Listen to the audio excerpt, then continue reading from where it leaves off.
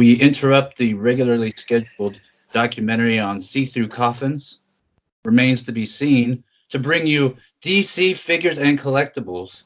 I'm Tyler G of Batman Figs, and I am joined by my co-host all the way from Stoke-on-Trent, England, people. It's Scott P. How you doing, Scott? Hello, Tyler. Hello to everybody listening. I hope you're all doing great. And yeah, I'm doing good too, thank you. Yeah, how are you doing? I am actually fantastic. This is a really exciting show. We have a lot to talk about. You got a perfectly timed package in post. Yes, and A as new did figure. you. We've both got some new stuff to talk about. Some Oh, good yeah, and some bad. We have a great interview from a previous guest we've had on, and D Amazing. Yes, the Amazing is going to be on the show, which is a big deal. He's one of the mainstays of YouTube and Instagram. So yeah, good fun talking to him. And yes, I think you guys are going to really enjoy it. Yeah, we already did the interview, and we're pretty pumped on it. So we're pretty chuffed on ourselves right now. Pretty chuffed, yeah. Which English slang for those of you that don't get that, Tyler does, fortunately. Yes, and so first off, let's talk about a great fun in the weekend thing that you did with Lewis this past weekend, and it is the Green Lantern. Yes, yeah.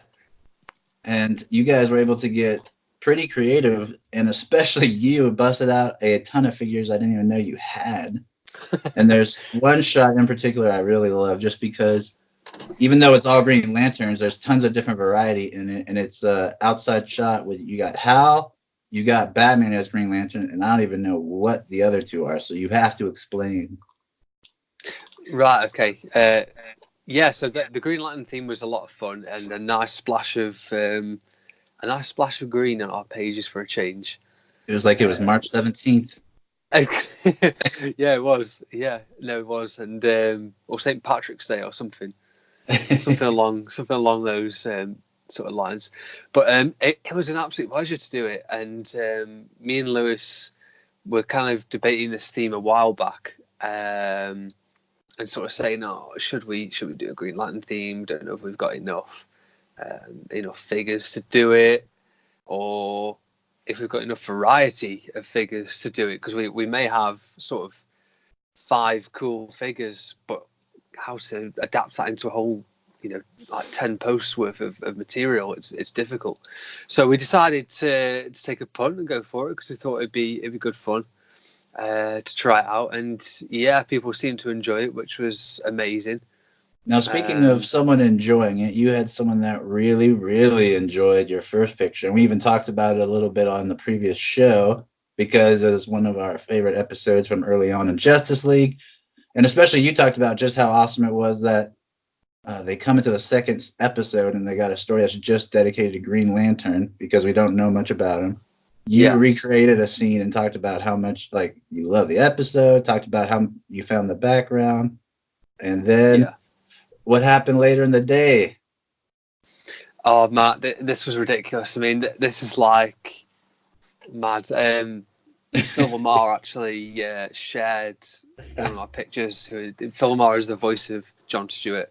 Everyone else's childhood, like every other TV show. Yeah, like Samurai Jack, and he's done the voice of Static Shock as well. Like so many cool characters, and it was just mad. I couldn't believe it when I first saw it. I was like, "What the hell's going on here? Like, what is this?" Yeah, like I couldn't believe it, man. What was going on? But yeah, and it wasn't like he just shared it. It wasn't like he just shared it in a story either. He posted it on his main page. I know. I couldn't believe it, man. That's like the pinnacle of toy photography for me. That's crazy. So awesome. Yeah, it's crazy. I was in a movie when you messaged me, so I was a little delayed on it, but I was like, my mind was blown inside the movie watching. I could care less about the movie anymore during that. I just sat down going through my phone, like I was about to post, and then all of a sudden saw that. I was like, what the hell? I was tempted to sue him for copyright because I didn't technically give him credit. No, I'm joking. I didn't. No, honestly, it was crazy, and to be shared from someone that is such an inspiration. And we were talking with Astro Ender on the previous show, saying how serious Jon Stewart was in that series and what a great character he was. Like him and Batman with the the two like sort of hardcore serious members of Justice League, and that always stood out to me as a kid. You know, he's so determined and brave, and he isn't afraid to show who he is, his identity. And so for the voice of a character like that to share a picture is just mind blowing to me. And yeah, big thanks to him. It really is so kind. Yeah, I mean, if you're a Batman fan, that's about as close as to a Batman character as you could get in his resolve. Yeah. But definitely. what is the figure on to the right of Green Lantern Batman in that one picture? Okay, so that is an armored Green Lantern from Alex Ross. Kingdom Come style. Okay. Kingdom Come style, yeah, definitely is, and that yeah, is so sick looking. It's a beautiful figure, and it's Ahsoka the Geek once again that made me buy this figure, as well as many others. He did pictures of him a while back, and a little bit like the Green Lantern Batman, I've just been kind of searching here and there for him for a while, and he popped up on eBay for, I think I won him for about £13, which is an absolute bargain. He's worth 4 or 5 times that usually. I couldn't believe it when I won it for him, but he is such an amazing figure, really is, and the details, the shield, he's got a big sort of staff that is attached to his arm as well, which looks so cool. I wanted to do some individual pictures of him, but they kind of sucked, so I thought I'll put him in a group photo with the 3 other lanterns that I've got in the same scale, and just do nice outdoor pictures with him. And what could you tell us about the alien female to the far left? Okay, so that figure, recently my mum and dad went to Prague, and there was a comic shop over there, and they sent a picture of this figure, the Green Lantern, who it released in 2011. Now the name is Saranik Natu, is the Green Lantern in this particular picture. So she's a cool character, nice details. She kind of reminds me of Kat Matui from the Justice League series as well. She's got that similar sort of look to her, similar sort of outfit and things. So it's pretty cool, and she's a really nice figure. Fits in really well with the Capullo Hal Jordan. Really nice colours, very similar, cool outfit, and yeah, she's a nice figure. And I definitely want to pick up a few more Green Lanterns and sort of army build them. Because it's such a cool character in general. Yeah. And really you even have the squirrel Green Lantern. Yes, yeah. The accessory pack. I was going to put him in that picture, but his scale's too small to fit on and make it look any good, so I decided not to bother with that. But definitely want to get a few more Green Lantern figures. Maybe a few Red Lanterns and Blue Lanterns. That'd be quite cool. So, in summary, you crushed an animated classic. You got reposted by the person that voiced it. You're able to post an assortment of Green Lanterns of different collections in one shot. You're able to be creative with the already used animated Hal Jordan body and make a Batman Green Lantern. You're able to do a retro shot from a toy line that we all love from a few years ago, just DC Icons classics to finish it up. Yeah, you killed it on the Green Lantern weekend for. I mean, like you said, it could be a trip. You feel like crap. It could be a river. Yeah. Good job. Yeah, thank you. That really does mean a lot, especially with a theme that, both me and Lewis don't photograph Green Lanterns very often or at all. And like some of these figures are, like you said, never photographed before. So it was definitely good fun to do, and it's nice breaking out of a sort of, I don't want to say comfort zone, but I guess it kind of is. And it's a bit like what you say with, when you don't do BTAS pictures for a while and you're kind of freestyling it. That's what it feels like when you do pictures of new figures that you don't photograph very often. So like Lewis did his first post that he did this weekend. He's got the really cool Simon Baz in the background of his picture with John Stewart and Hal Jordan, and then he did the one with Bruce Wayne and the Bat Signal. Used the I think it's the Logan coat he used on John Stewart, which was really cool. And then you got the finale with Flash that he did. Oh, I think it was the Nightmare Batman coat. Yeah, it's so cool, so cool, and some really nice details he put into that. And yeah, really good fun. Really enjoyed it. And I mean, his third post that he did for Bruce Wayne and Hal Jordan on the Bat Signal. I see it. He switched the codes. I see Gordon has the nightmare coat on in the background of that one shot. Fantastic. Yeah. No, that's even a really creative shot, using Hal Jordan in disguise, because they actually does do that in the animated series too. Yeah, definitely. It's fantastic, and I really enjoy the colors that Lewis used, especially on that first post. Oh yeah, I was just about to say that. That was just the absolute space sci-fi fantasy shot. Yeah, it is. And that's what's great about Green Lanterns. You can go berserk with all the backgrounds and put whatever you want in there. It's not like with Batman where you're limited to cities or. I mean, that's why I love seeing the animated series so much, because you just see him in so many different surroundings, like on Apocalypse and New Genesis and Middle East. Yeah, exactly. Yeah, and Gorilla City, all these amazing places that he gets to visit and gets to go to, and that's what's so cool about that. And Batman in that series said it himself. Like Superman taught him that justice doesn't always have to come from the darkness. So that's good fun seeing Batman in them surroundings, and equally good fun to photograph figures in some lighter surroundings as well.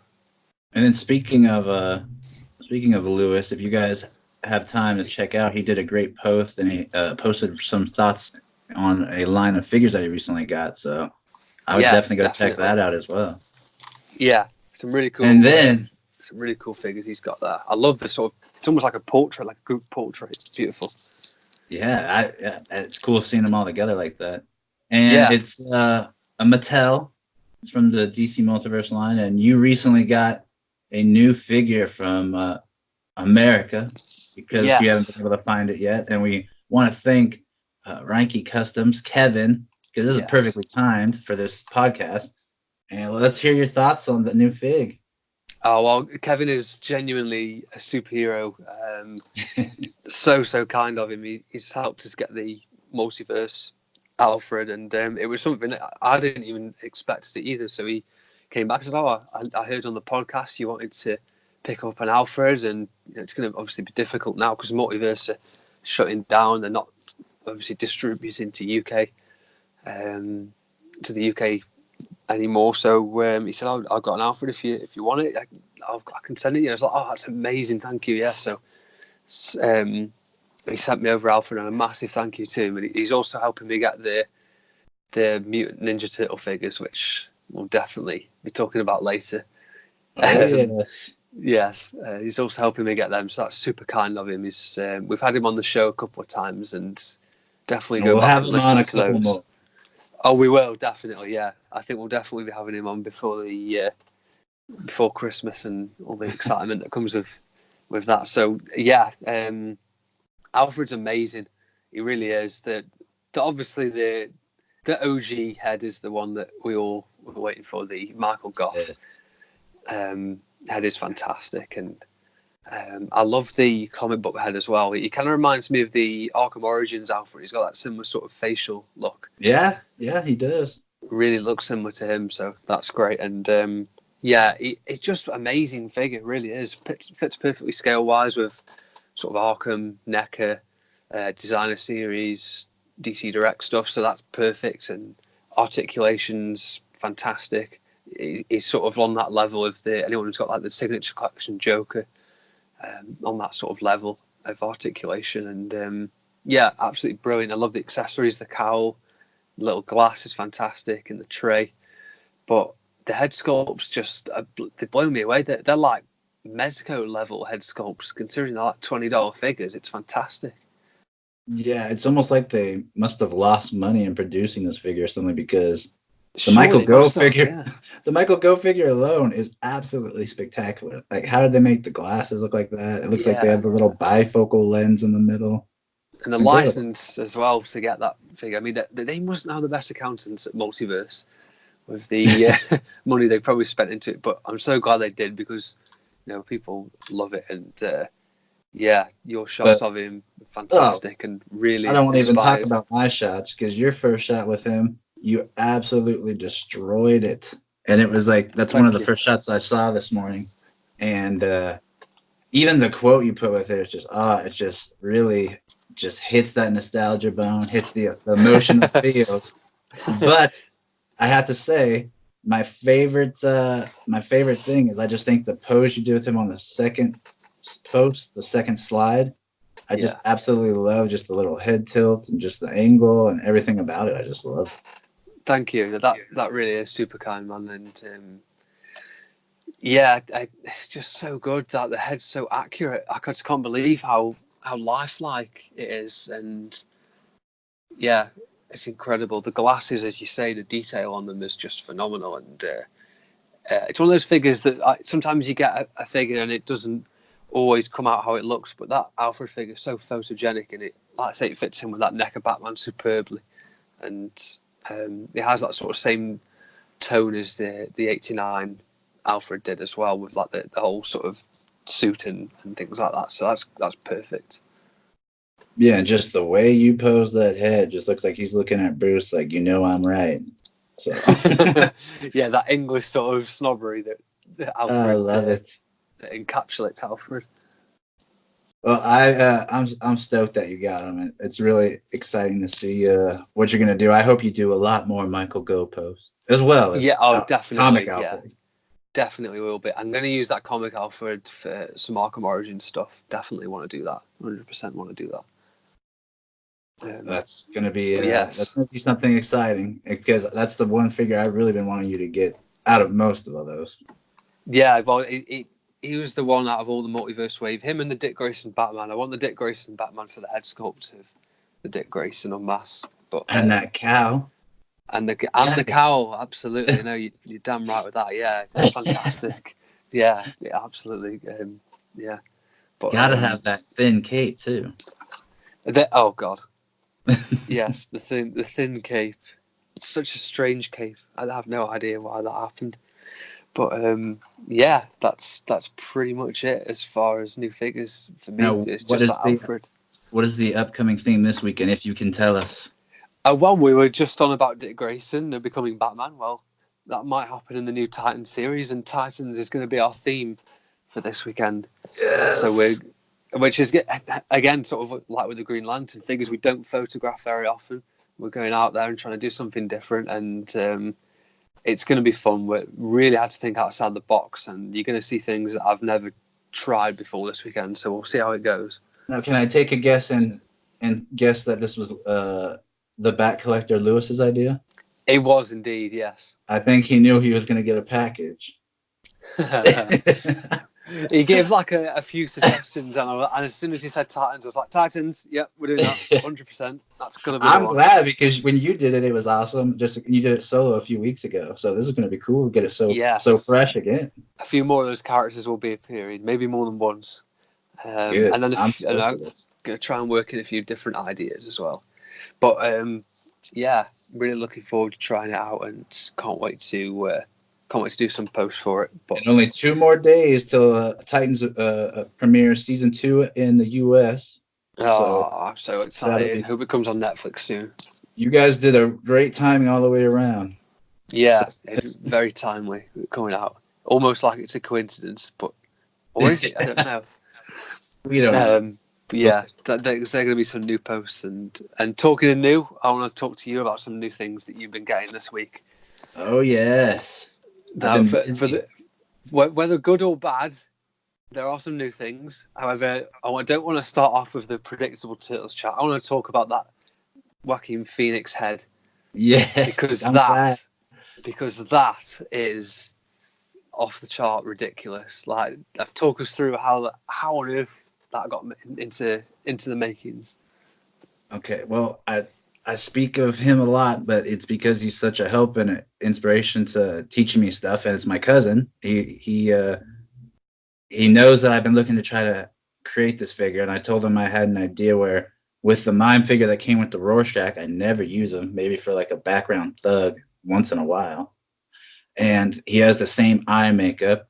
He has the same like high cheekbones with make his cheeks look shallow coming down to the mouth. So I was like, okay, if I could do something with this, I could probably make a custom, because we've talked already on the show. We don't even know if we'll get a figure. Maybe until January if they do the North. So he is a big time artist, and he's like really good at even sculpting. And he showed me this stuff called Sculpey, and he took a piece and just put it on hair and gave me a basic outline of hair, and this gave me this little tools to use on how to make the lines. Basically gave me an introduction, and I went and tried to do my best to make it look like hair. And then after that, what you do is you use a hair dryer and you put heat on it, or you could bake it in the oven. But I didn't want that's only if you're making accessories with just the sculpty. If you put the figure in it, it'll just melt. So I had you come out with a bonnet. Yeah, that would be just a blob. And so I just used the hair dryer on it for a long time until it was hard enough to use paint. And then the paint didn't really take, so I just used a green Sharpie. But then for the rest of it, I used a fine tip Sharpie for the red. And then I had to use different tools to scrape the black paint off, and then use a blue Sharpie for the eyes. And then the body is just the recent DC Multiverse Toy Biz Joker retro flashback, and it's actually the same body of the Alfred that you just got. Yeah, which is a fantastic figure. And it's just the fact that you said that you like it and that it looks like it is like that's the biggest thing, because I was, no matter what, it's like, even if it's a customer, like, okay, it could look decent to me, but other people can think it looks like garbage or just trashy. So no, I think the response and also the quality of the pictures tells you that it definitely was a success. I really, really like it, especially, I mean, that first picture in particular is just brilliant, absolutely brilliant. As we're hearing the Joker movie is, so I'm chomping at the bit to go see it. Yeah, I can't wait for it, man. Really excited.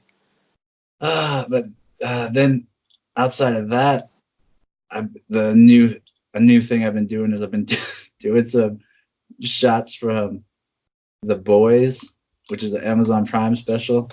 I've done some pictures for just some scenes from that, because if you guys haven't seen that show is crazy. So I don't want to say too much because I wouldn't dare want to spoil it for anyone. So I would say if you want to see some crazy superheroes, that's the show for you. Yeah, tell us more then about some of the pictures that you've been doing. Oh, I don't even want to, because they're all spoilerific. I mean, I see. Right, themselves are fun, but it's like characters that are based on basically based on the Justice League characters, like the 7, they're called, and the business aspect of the world and everything. It's like satire, and they tease, like, they make fun of like the MCU and corporations and basically like Disney and stuff. It's pretty funny. Oh, that sounds good to me. Yeah, so it's enjoyable. And then outside of that, I got major new figures yesterday, and something you and I have talked about for a while now in advance. Yes. Debating, talking about whether it was a good idea. We talked about the film and whether or not we liked it. And then finally, recently, we got the release of these. We even got the Mikey as Batman figure, a Comic-Con exclusive. That wasn't too exclusive, but we got it. Yes. And yesterday, I got the 2 packs where you get Batman and Leonardo, and Damian Wayne Robin with Raphael. And first off, I was at GameStop picking them up, and the boxes looked like they had just been hanging around in a storage facility for years. Like, they looked dusty. They had like parts of the box like tearing off. Like Batman's ears on one of the window flaps was like torn off. There was like a bat signal emblem. And I mean, I don't really worry about that too much because I open them, but I know that other people do worry about that, so I gotta bring it up. Yeah. And then when I opened them up, first one I opened Batman and Leo. The Batman figure is just so good. It's brilliant. I absolutely love it. Even though I had a few paint issues on mine, I still love the figure. It's beautifully matted. I don't think even if you could try that you could get glossy, because it's just painted so well. The cape itself is beautifully done, where it allows you to. It has seams where the shoulders are, so it just rests easily on the shoulders, and you can move it back and forth, do whatever you want. It would be cool if eventually down the line companies start doing like what Mezco did with the 2 capes, 1 wire. But yeah, that'd be cool. That's we don't even want to get too far ahead of ourselves there with DC Collectibles. Good grief, no. The turtles themselves, they're okay. I think they're cool, especially in terms of articulation. It's creative, but in terms of accessories, they get the short end of the stick because all the accessories go to Batman and the Bat family. It looks like the swords, they're scary as crap to get into the hands because for some reason in total and all the accessories, like, they either don't fit in the hands or they're extremely hard to get into the hands that they're made for. And then I mean, I love the amount of accessories and the amount of details into the accessories because even like the trackers have like a little red light and even stuff on the back of side of them. So they're very well done. And the Damien is probably the worst of all of them. His head just looks. He's the one I thought was gonna be the coolest because he comes with two heads and the heads just look weird or too big, and the way the articulation is, it just looks off. With the mouth on the unhooded figure is terrible on mine. I'm sure it's good on others. I like the hooded head sculpt best just because the mouth looks better. He can't hold his bow staff, and he comes with two. He comes with one that's like collapsed and one that's extended. You can't hold it unless you use two hands. And that staff looks weird. It looks too big. Yeah, it's gold. It just looks. There's something off about it, but it's there. And the size to put in Raph's hands are extremely hard to get in there, and especially to get around the thumb part, so you're gonna have to be careful with that. But all in all, if you are a Turtles fan and a Batman fan, I think that if you pick a good box, if you're able to pick and able to see what you're getting and purchasing, then I think that you'll be extremely happy. The highlight, the best figure so far, easily the Batman and the cape. Other than that, the turtles are pretty cool. I'm just not a big turtle guy, so it's nothing crazy for me. And the Damian Wayne is the biggest disappointment. Yeah. No, that Batman, that portrait that you recently did, such a clean shot. Really like that picture. Shows off the cape so brilliantly. Yeah, but that's the other thing that bugged me. The way they packaged the cape, it makes it wrinkled. It looks so you could see it's kind of wrinkled in there, and I'm not sure if I can iron a cape, but I guess I'll try. That's not a bad idea. Put Alfred on it. It's probably wrecked after Mikey stole it off him. Yeah, exactly. Stretched it out with a big old head. Yeah, Mikey just ruined it. That's just selfish. But no, it looks fantastic, and yeah, the actual turtles, I really love the look of Raphael. I think he looks so cool. He was always my favourite turtle, purely because of the red. It's my favourite colour, and he looks so cool. Really do like those figures, and I so can't wait to get them. Again, a big shout out to at Renke Customs, who's helping me get them, because I can't wait, man. They look so cool. And they do different colors, like on them, their skin tones. So they actually put some effort into making them look different. Yeah, that in particular is a really nice detail, because it would have been so easy and also quite familiar for DC Collectibles just to be lazy on it. So it's fantastic that they've put the effort in with that. It really is. When they put the effort in, they really can make one hell of a figure. It's just getting them to put the effort in is the difficult part. But yeah, they look super cool, and you've taken some really inspiring pictures, and can't wait to get them. Really excited. Love the accessories as well. Really do appreciate that they're putting effort into that this time. Yeah, and I even got people offering to buy the turtles off me, so I might be able to keep just the Batman figs. So we'll see. Oh, right. Okay, that's cool. It's going to be hard to pry me away from this Batman figure now. Because it almost reminds me of the old Mezco Dark Knight Returns one I had, but it's in like a Batman animated blue form, so it's like the perfect mixture of worlds for me. Yeah. I'm getting a lot of vibes off that Batman. Yeah, and then there's another, let's see, Same Old X put a comment where he gets vibes of Mike Mignola art, and I looked at that art, and he actually does have that style to it as well. So it's a cool, different mixture of styles. Yeah. And, I'd much rather own one. Yeah. What? I was just going to say, like, between the two recent releases of that style of Batman between the Mezco one and this one, I'll take this one every single day of the week. Yeah, I think I would too. Especially because he just fits in. Also, if you have any animated figures, he fits in perfectly with the DC Yeah, Collectibles. definitely. Yeah, you can just seamlessly slot into any fight against a BTAS villain. And especially Clayface and Bane, the bigger ones.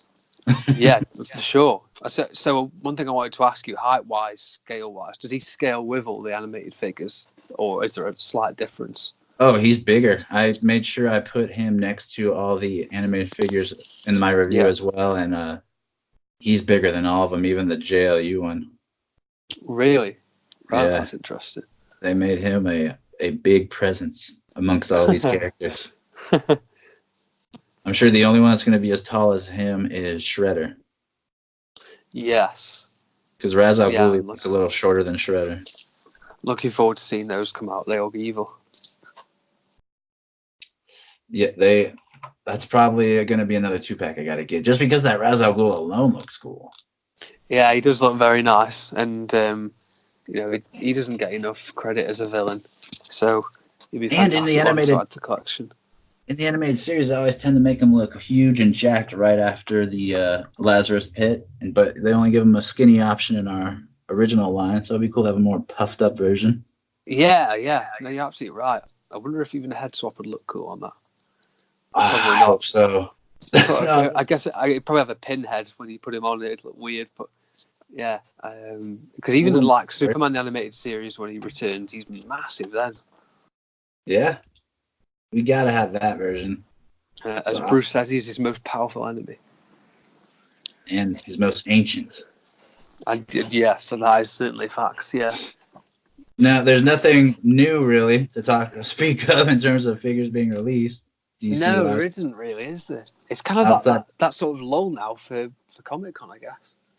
Yes, until New York Comic Con, correct? Yeah, and we asked our guest in the show, and he didn't really want to talk about much of Comic Con. But what do you reckon we're going to see at Comic Con? Are you looking forward to it? I'm looking forward to it. I'm hoping we see something from McFarlane. If we don't see something from McFarlane, I'm just going to be worried. That would be cool. I think if literally all we get out of it is an 89 pre-order for the Mezco Batman, then that's the job done. Yeah, I really, really hope that's one of the reasons he couldn't say anything. Yes, definitely. Hope that would be nice. Now, because there's nothing to speak of, we got new media coming out. We got like we already touched on a little bit, Justice League's coming out in a few days here in the U.S. It's probably going to be out in January and everywhere else, which that blows, but at least something new's coming. Yeah. And then we've heard nothing but glowing reviews of the Joker, and I want to hear what your take is on this sort of thing.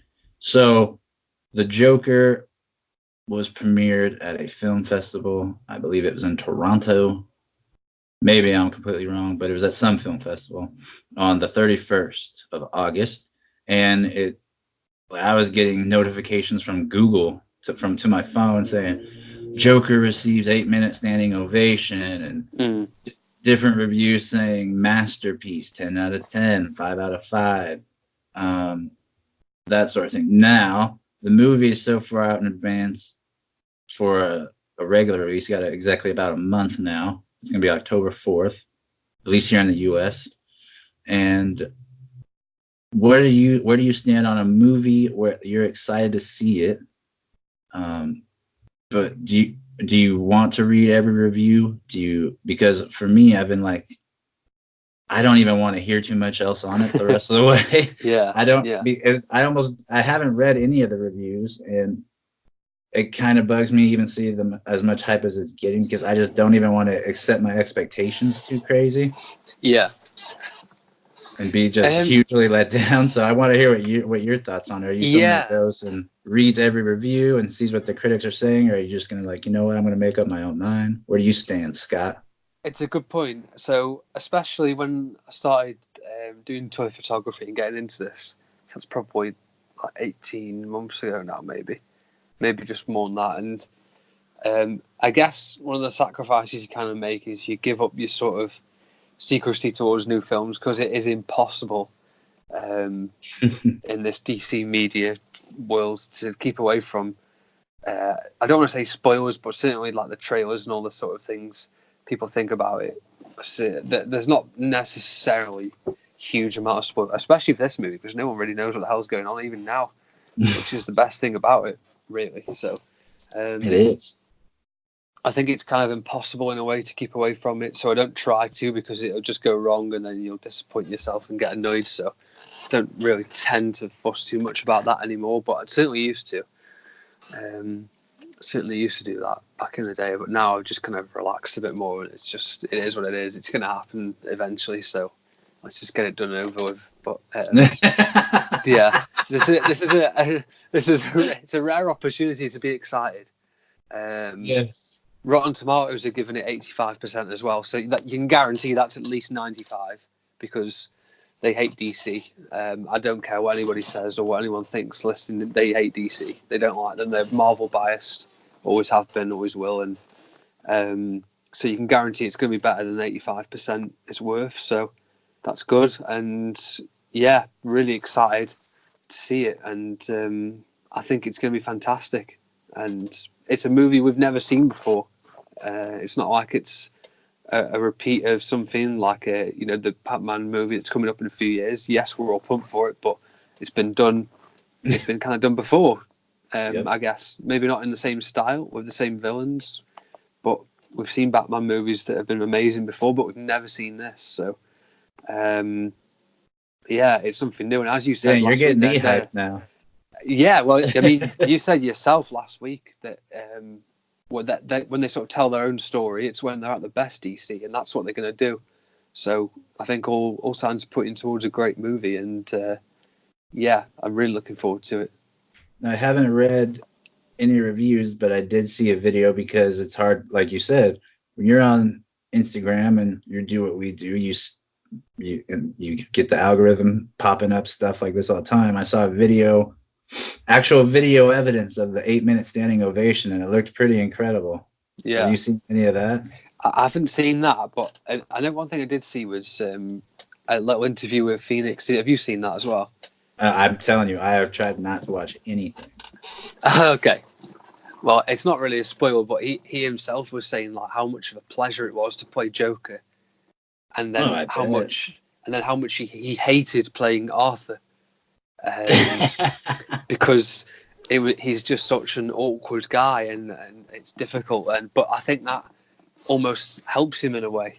I remember what Christian Bale said back in Batman Begins, he hated the cowl, I think it was, on that suit, and how it limited mobility, and it used to make him really angry, and he used that to kind of channel in some of the filming that he did, which I think is fantastic, and I think we're going to see a similar sort of thing with that. So yeah, that's massively encouraging, and I think the fact that the character gets so deep into it that he hates being one character and loves being another, that comes across on the screen, which is perfect because that is the joke. He hates being perceived as a normal person, and he wants to stand out, and that's going to come across, I think, in the film, which is fantastic.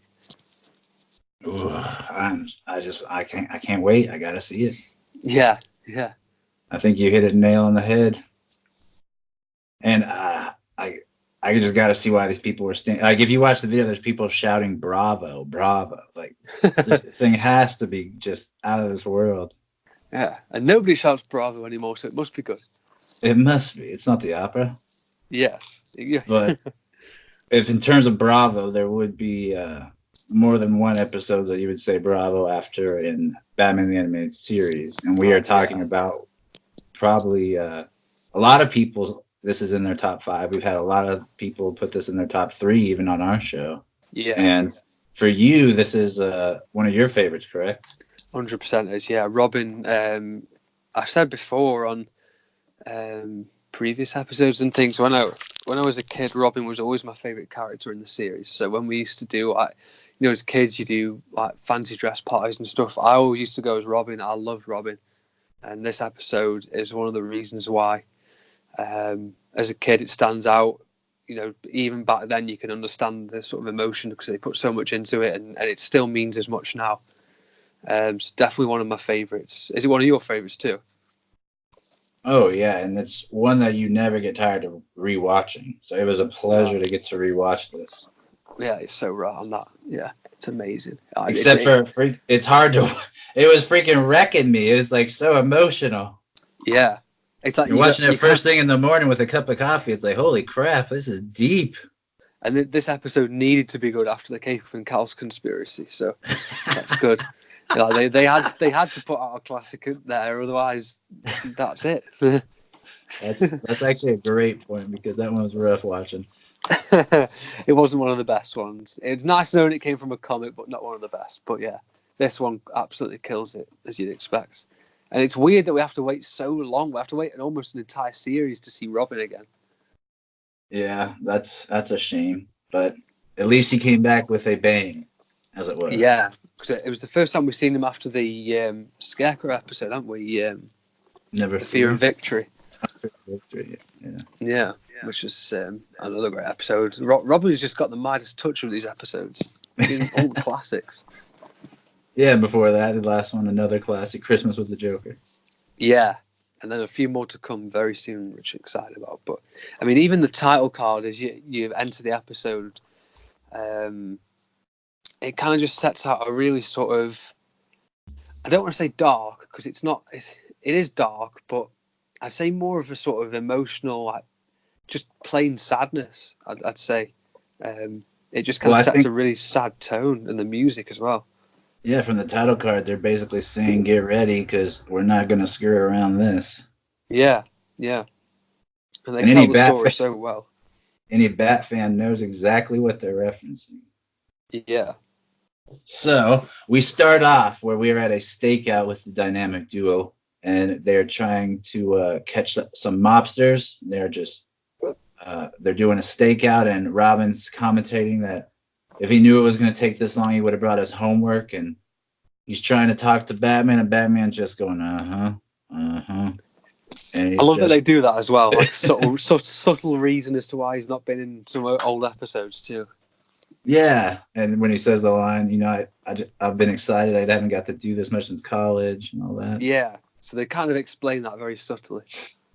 Yeah, and then we see that they're about to go in for the attack to take these mobsters down. Batman says, "Remember, we want to take this nice and easy." And Robin, of course, goes flying in with reckless abandon, like a youthful young man playing superhero would. Yeah, and, definitely. He takes down a couple guys. Batman does as well, and one of them gets away, two of them get away, and Batman says, Batman just lets them go. Yeah, he says, "Never mind, we got this one who's hanging from a beam," and they get him down, or Robin starts questioning him, and yeah. Then they eventually find out that the guy that they're working for, his name is Billy Marin. And that is an alias, and it's one that Batman quickly recognizes. And he basically gets on Robin straight away and says, "You need to get to the car because this is not someone you need to talk to." And so Robin's like kind of upset. He doesn't get why, and Batman just like, "Go, get out of here." And then he starts grilling this guy on Billy Marin's. Yeah, he's just kind of like, "Oh, forget it, Robin. Go and get the car." Like, you could tell instantly something isn't right, and he turns around to get his, "All right, scumbucket." Like, I want to know everything you've got on Marin, and you can just tell something instantly isn't right with the situation, and Robin knows that as well. Batman's usually angry, but there's a different level in this one. Yeah, there's a real sort of passionate anger with this one. And then from there, we see Batman and Robin returning to the Batcave in the Batmobile. And Robin is wondering what's going on, and Batman's saying, "You know what? This is going to be a case just for me. I'm working on this one alone." And of course, we talked about Robin's like, "Oh, come on, man. I want to work on this with you. I haven't gotten to do this since I've been away at college." And Bruce gives him a line that we could tell has been redundant because he's like, "Even though sometimes I can't explain my actions to you," and Robin like starts finishing the sentence, and then Batman quickly leaves, and Robin's left to pout to Alfred. Yeah. We actually see him in his comfortable robe. Yeah, even by Bruce's standards, this is a late night.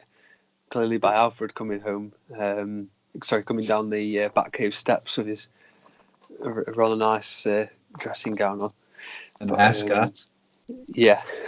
We rarely see a wardrobe change in Alfred, so it's cool. I know, yeah. Like Alfred's, you must have like a billion outfits of that. Well, like Bruce does. I mean, we saw Bruce Wayne's suits in the Purchase a Dream episode, where he's got like all those brown suits lined up in his wardrobe. And yeah, he still has a better fashion sense than I do.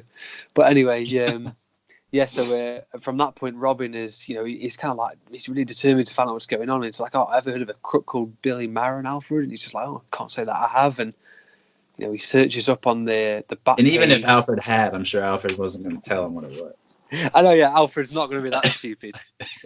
He's been there and done that before. Yeah. So he's not exactly going to blow the collar on this one. This is not his first rodeo, anything. No, exactly. And so from that point, Robin looks up the name Billy Marin and tries to find out his aliases. So you've got like Simon Dirks, Sid the Squid. Yeah, that one was funny. And Punky Lesh as well. What the hell is that? Punky Lesh. And then it comes up with his real name as Tony Zuko. And that instantly it sets a huge trigger off for Robin. He knows that name, and instantly the viewer's taken into an absolutely sensational flashback scene. But right before the flashback, we see just how Batman, he had a complete tonal shift when he heard Billy Marin. We see a complete tonal shift in Robin when he sees Tony Zuko. Yeah. Yeah, everything changes, doesn't it? And we know straight away that it's a really serious story. Yeah, that's true, because before you could just think, oh, like it might not be a big deal. Maybe it's just something Batman doesn't really want Robin on. But then, like, as soon as we hear this is like, okay, we're in for a big one. Yeah, it could be just like a Joker alias or something, and he doesn't want Robin going back to there again or something. Nobody knows. But then as soon as Tony Zuko comes up, you instantly know something really bad has obviously previously happened. The only people that will have read the comics and things will know that. To young kids watching, they won't understand it, and we get a perfectly mapped out understanding by the end of this episode. No, take us into the flashback. Okay, well, the flashback begins with Dick Grayson, a very young Dick Grayson, at Haley's Circus, as he's walking across the grounds, and he's seeing all the amazing acts that perform with him on a daily or weekly basis, going around the country doing tours. And in this particular one, they're in Gotham City, which is an event hosted by none other than Bruce Wayne, as everything is in Gotham. It seems we said it in the last one, but there's always some kind of banquet or dinner going on, or something to do with Wayne Enterprises or something. There's always something going on with that. Fundraiser. Fundraiser, and this is no exception. And we see a younger Bruce Wayne in the audience, which is cool. But Tony Zuko is trying to sell Mr. Haley some protection, some insurance protection, and Mr. Haley's like, no, we don't give crooks protection racket money. Get out, we don't need that. And Tony Zuko says, oh, you're going to be needing to call me. You need to keep my number handy because you're going to need it someday. And pushes past Dick Grayson, nudges into the floor to get out of my way, kid. And just before then, the show is about to start. We see Tony Zuko in a disguise, cutting a slit in the rope of the Flying Graysons, sort of equipment that they use for their amazing displays they do. And as he's walking away, you can see Dick go, hey, that's the guy. And then they're like, oh, no, come on, Dick, we're on now. We need to go. And that's when we get the funny scene of Bruce Wayne knocking his popcorn and his drink over, waving to the crowd. It's typical Bruce Wayne. He plays the fool so well. Yes. The Yeah, bumbling, fumbling idiots. Yeah, literally is just like a bumbling, fumbling rich boy. Except he's anything but that. And I mean, I can't imagine this is all that long after the Mask of the Phantasm events with Andrea and that, because he's got a similar kind of look to him. That's actually a good point I never thought of. Yeah, I can't imagine it's that long timeline wise after that, because it was, similar sort of look to him in that, and again that continuity of the DCAU, brilliant. And he's at the very beginning stage of Batman. Yeah, definitely. With the old original suit and everything, we get to see some more of. Oh, it really is. So wish we got a figure of that. Yes. But so in the crowd, Bruce is watching, and they start to do this amazing display without the aid of a net. And as Dick Grayson's put back onto the sides of the sort of like trapeze artists, aren't they? I guess. Yeah. So he goes to the side of that, and then his mum switches places with him with his dad, and then he sees the rope snapping, and then the scene that and the way that they do this, it's so haunting. The way that they swing past, and then the rope comes back into view right close to the camera, and there's just nothing attached to the end of it, and you see everyone just shocked in and around the place. And I mean, the way they executed that so well. Yeah, especially it's haunting the way the music hits with it, and then the expressions and the fact that this is a kid's cartoon. It's crazy. Yeah. And I think the next scene we get to see really does define the whole episode, which is, we cut to a scene with Commissioner Gordon talking to with ginger hair. With ginger hair, yeah, which is funny to see. Talking to Dick Grayson, and Dick's just like, oh, it's got to be the guy from the tent, He was arguing with Mr. Haley.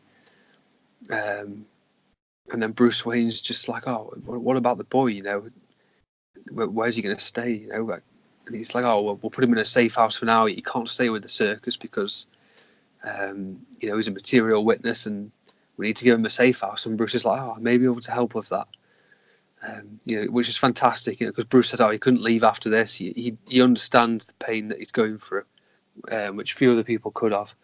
So it's really nice to see that he stays. And, Bruce really is an awkward character at opening up to people, but he sees that he has to do it, take responsibility in this situation, which is fantastic. And I think like the saddest scene of the whole episode for me is when Dick leaves the circus, and he's saying goodbye to everybody, and it is an incredibly sad scene when he's driving away in the car and they're all just waving at him in the distance. It's just so sad. Yeah, because even though, pretty sure none of us would want to live as carnies with a group of circus people. That's his family, essentially. Yeah. That's all the kids ever known. Yeah, it's just an incredibly sad scene. And he's not only taken his real family from him, but he's lost his extended family as well, all in one swoop. Yeah. Good point. It really is. It's so true. Dang, it's deep stuff. It really is, yeah. That's a fantastically executed flashback. It really is. Absolutely perfect. And then we back to seeing Robin being just raging in anger with Batman taking the chance of Zuko away from him. What's he say? Not this time. You can't take him away from me. Yeah. Fantastic. Zuko's man is like, no, Robin. Not this time. He has to do it alone. And then we get to see the reflection from Batman and his flashback. Do you want to take us into that? Okay, so Batman remembers Zuko and his name, and he begins his flashback, and we see Dick Grayson sat at the table with Alfred, and he's like, "Oh, I can't make it for dinner tonight. I've got another late meeting." And he's at a meeting Dick's every night. He's got a meeting every night. Who does he see? And he says, "Oh, some of the most influential people in Gotham." Right, so technically to a scene of the gambling. Yeah, even in that, Alfred's technically not lying. Yeah, technically. Yeah, he's just being convenient with the truth, so which is quite fun. and love how they try and keep that secret from him. And I just love the film work where it cuts right through a scene of people playing craps in an alleyway. Oh, that's a great scene, isn't it? It's so funny. Yeah, getting to see Bruce undercover. Yeah, and as for good as a detective as he is, this is really an awkward way and almost too direct approach where he goes and asking questions here, right? Yeah, definitely. He gives no small talk, really. Just, so what do you know about Zuko? Where's Zuko? Yeah, I heard he's got bad problems. You're doing a lot of thinking for someone that just popped out of here. Like, then he takes on the thugs. Yeah, takes down the thugs. You know, having claimed his name was Smith. Yeah, and like, oh, that's not Detective Smith, is it? Or Sergeant? And Batman takes down the thugs pretty easily in the end. It's when he turns around with the cowl on as well. That's pretty awesome. Oh yeah. And how scared the thug is. And then we get to see a familiar character from an episode that probably we didn't like as youngins, but I actually really enjoy this connective tissue now. We get to see Arnold Stromwell. Yeah. From It's Never Too Late. Yeah, back from all the way beginning. That was in the top. Is that in the top 5 first episodes? I think it is. Yeah, Arnie. Really long time ago. Arnie. But it's cool to see that. Well, it's also weird to see that he's the uncle of the man that killed Robin's parents. I know, yeah. And then we see Batman goes in asking questions, asking where he could find his nephew, and Arnold looks frightened. He's had his run-ins with Batman before, as we've already seen. He wants nothing to do with him. Yeah. And he basically is like, I don't know where he is. Get out of here. Batman relents, knowing probably he's lying. And then we see a cocky Zuko come in. Hey, that was smooth, Uncle. Ah, like acting just not the smartest man. And the uncle is just upset. He's like, look what you brought on my house. Like, how could you do this? Like, you're gonna bring Batman into my life again. And so he tells Zuko, you need to get out of here. You need to get out. And so then we see Zuko actually tries to take out Batman with his car. So he's not even trying to just ruin Robin's life. He's trying to take down Batman too. Yeah. He's I don't think he has any idea the stuff that he's getting into. Very in over his head. Yeah. I absolutely hate Tony Zuko's voice as well. That's the best part. It's so annoying. Hey, yeah. It's got such an arrogant and annoying voice. They did great casting that. Yeah, they really did. Fantastic. And then from there, we see a scene where Batman's able to, get out of that situation.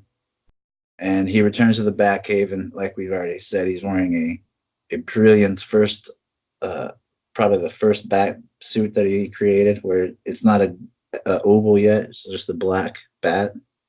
Yeah, I really love that first suit. Yeah, it's almost like a cross between the New Adventures and then the original animated series, isn't it? A bit of a hybrid between them. Oh yeah, and it's beautiful with the rich blue tones highlighted in the Batcave. Yes. And then we see him return, and Alfred is, he's the elder statesman there, the father figure, and he reminds Bruce, he's like, hey, you got someone that's feeling awful lonely up there. Like, he could be using some of this attention that you're paying to Tony Zuko.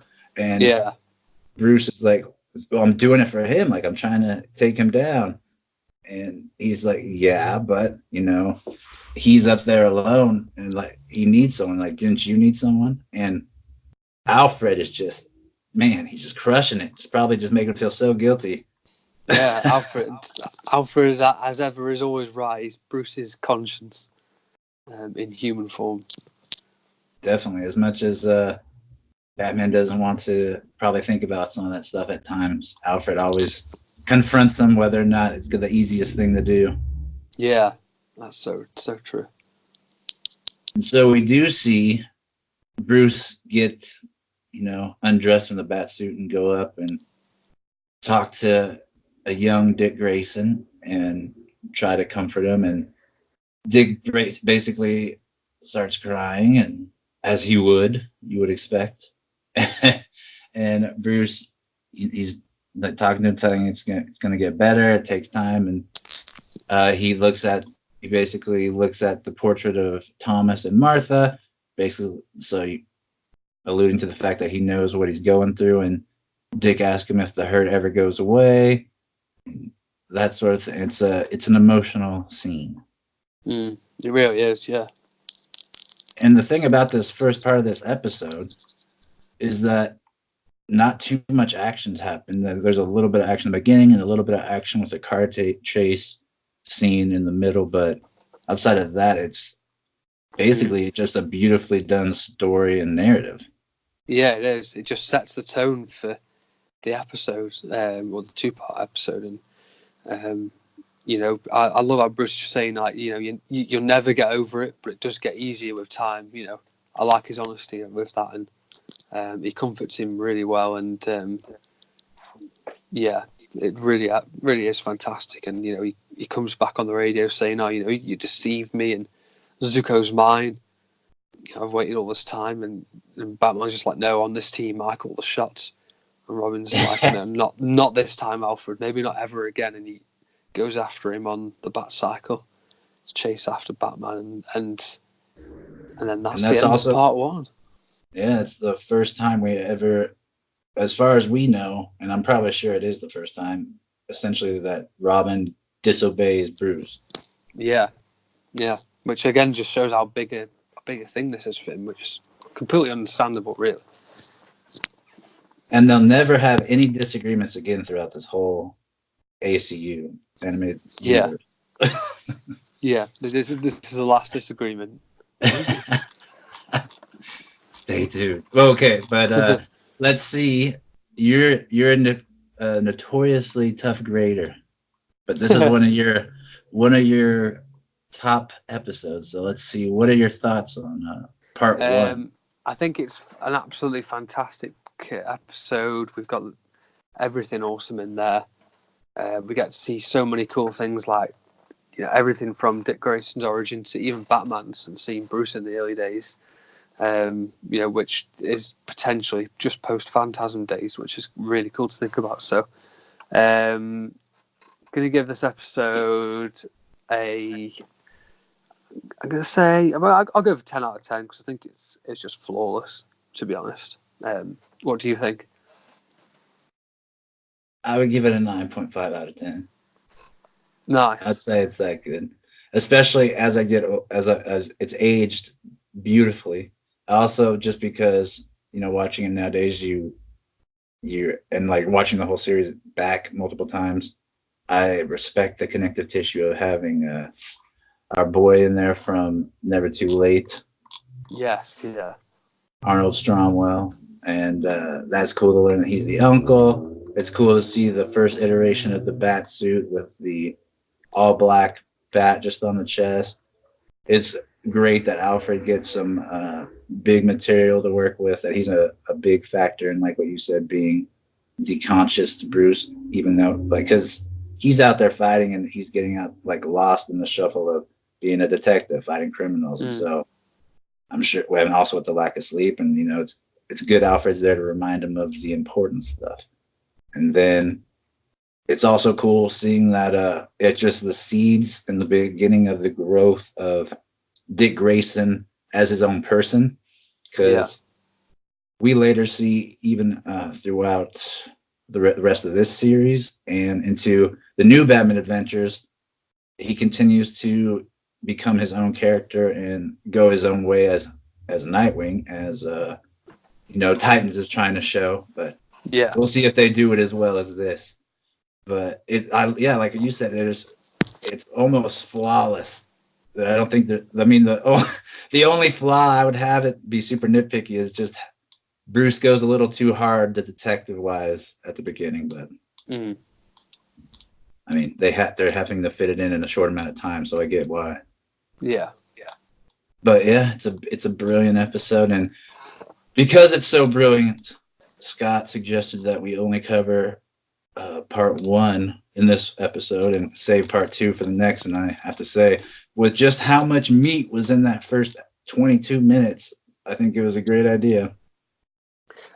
It's just so good, and there's so many fantastic things to talk about in that episode as well. So, really, really enjoyed watching this back. And we talk about some episodes saying, "Oh, it's not one of those you look forward to rewatching," but it's good anyway. But this, you really do look forward to rewatching because it's fantastic.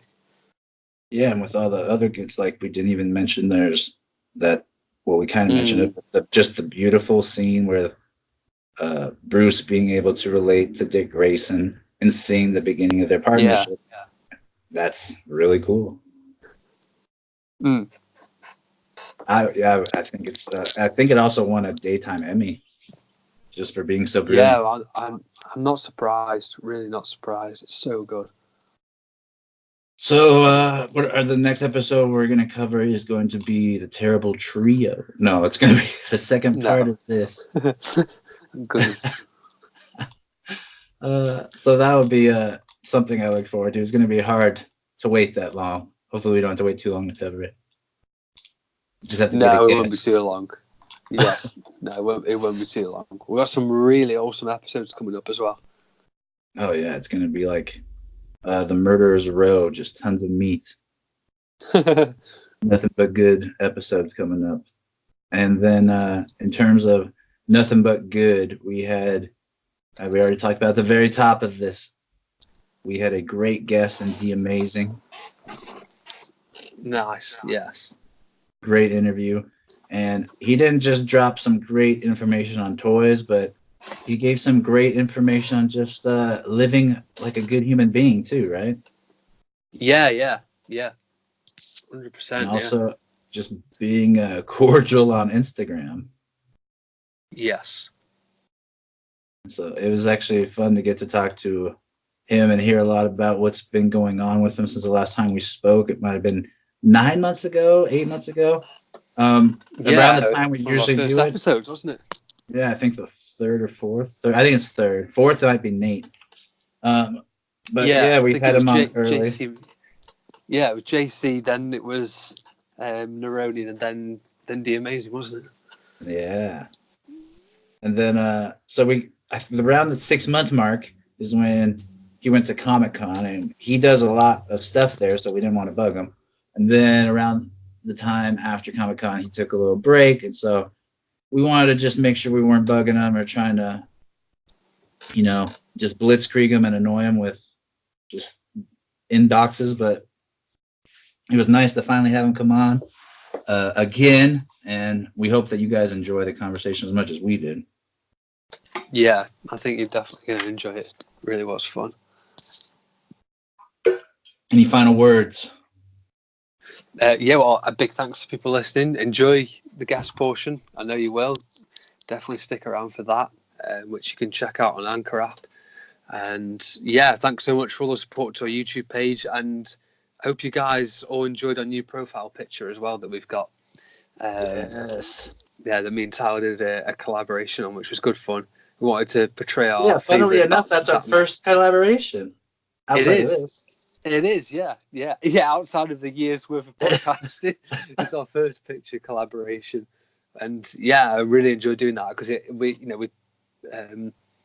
think like portrait shots look so easy, but they're not. Like getting the lighting correct is a pain in the arse for anyone who does toy photography will know. So. So is the fact that Instagram downgrades the quality so much because I had you email me your picture and uploading that and downloading it onto my computer and seeing just how much lighting detail there is on and how clean of a picture it is. Like, dang, Instagram really cuts down the quality. Oh, it does, man. Instagram sucks for things like that. It really does. But yeah, it was really good fun doing that. And yeah, I hope you guys all enjoy it. That we've picked our favourite Batman out. So, yeah. Yeah, and I'm actually, again, piggybacking on Scott, thank you for the amount of support we've gotten on the YouTube pages. It's pretty amazing seeing the amount of support. So, thank you. Yeah, definitely. Thank you very much for that. We will get on to D Amazing, and we hope you guys enjoy. We will speak to you with another episode soon. Goodbye.